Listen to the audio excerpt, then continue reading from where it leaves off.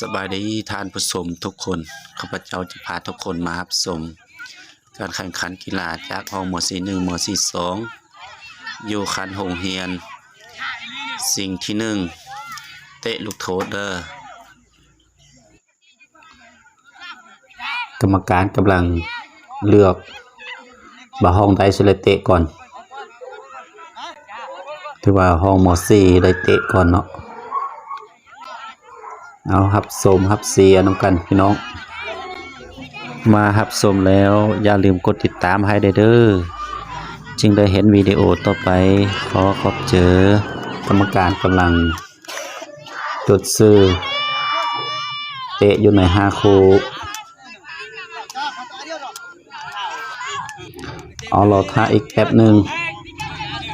เอาห้องหมอ42กำลังเตรียมจะเตะเข้าไปมันจะเข้าหรือบอหัวใจเต้นคึดตองเข้าแน่นอนเตะไปยังแหงโอ้โหข้ามคานไปเลยเจ็บใจยังแหงเนาะห้องม42เจ็บใจยังแหงโอ้โหนักกีฬาออกมาแสดงความเสียใจเอามาฮับชมห้องหมอ41กำลังถอดเกือบออกเตะไปต้องเข้าแน่นอนผู้ฮับโกนแต่ว่าบ่เข้าเตะไปยังแหงโอ้โหข้ามคานไปอย่างงามนักกีฬาแสดงความเสียใจนำเนาะเอาเบิ่งคู่ที่3นักกีฬาห้องม42เตะไปลองเบิ่งมันสิเข้าหรือบอเตะไปโอ้โหเป็นบานออกลากดินไปดีใจแสดงความดีใจเปลี่ยนคู่ใหม่เปลี่ยนไปเปลี่ยนมามันสิเข้าหรือบอลูกนี้เอาเตะมาอย่างแหงโอ้โหเข้าไปอย่างสวยงามนักกีฬาแสดงความดีใจเต้นขึ้นอย่างแหง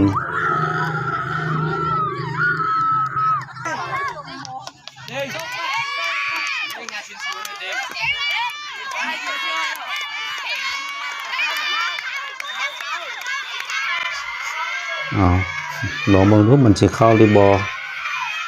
เป็นคู่ใหม่เตะเข้าไปอย่างงามที่สุดเลยโอ้โหถึกเสาถึกหลักเนาะบานสะท้อนเข้าไปอย่างงามเอานักกีฬาผู้ชมผู้เชียร์แสดงความดีใจเนาะ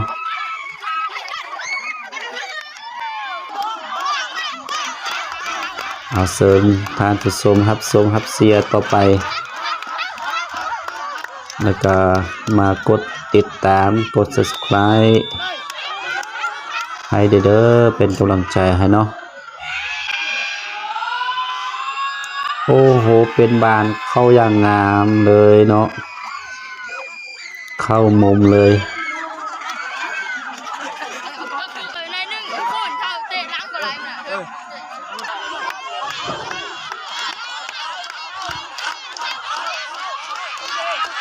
เอาลองฮับชมคู่นี้ลองมองดูมันสิเข้าหรือบอไปยังให้โอ้โหบานเข้าไปยังงามเลยอีกบอธรรมดาเนาะ2คู่ที่ผ่านไปนี่